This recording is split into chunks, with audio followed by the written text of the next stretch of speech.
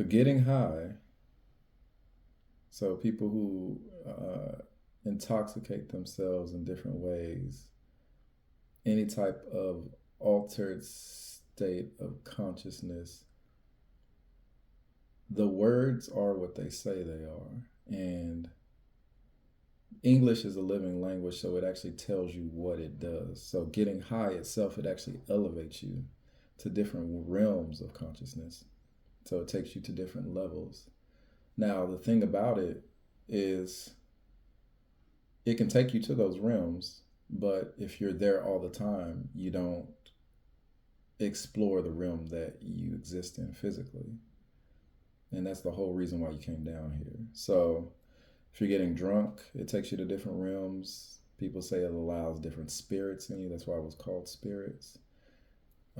If you get high, it takes you to different levels of consciousness. And all the other types of drugs, we can talk about shrooms, we can talk about ayahuasca, DMT. There's so many, but they just take you to those different levels of consciousness. Now, your body has these receptors, which means that you don't have to have anything outside of you to create these same experiences. But culture tells you that these things are taboo. And of course, if you tell somebody not to do it, what are they going to do? They're going to do it. They're going to do it. And they're not only going to do it, they're going to make a cult around it. They're going to make it a lifestyle. So, not necessary to take these outside substances. You can literally do it yourself. People can get high. They call it runner's high, but people can get high just working out. If you manipulate the body through breathing, you can get high. You can get drunk. Same ways of just manipulating the body itself. And you don't have to be someone who studied for 20 or 30 years in the mountains.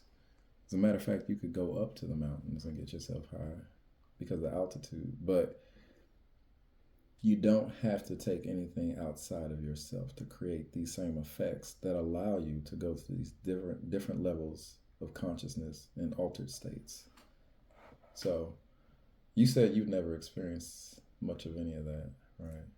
No, I've never been high through taking an outside source. Yeah. Um, do I know how to go into a trance and be in other realms? Yeah, I know how to do that, but I don't need medicinals. We'll call them that. I Yeah, don't need those to do that.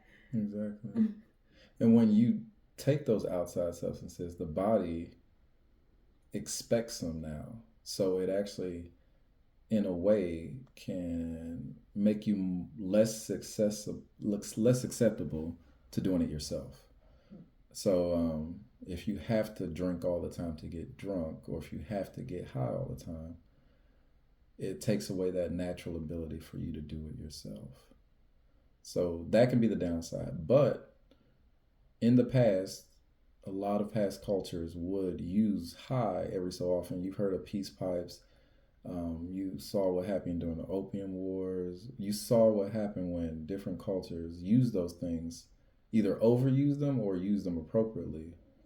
But in most ways, if you use them appropriately, let's say a 28-day cycle, always do things on moon cycles. Once every 28 days, use that medication to get you to that realm that you want to go to.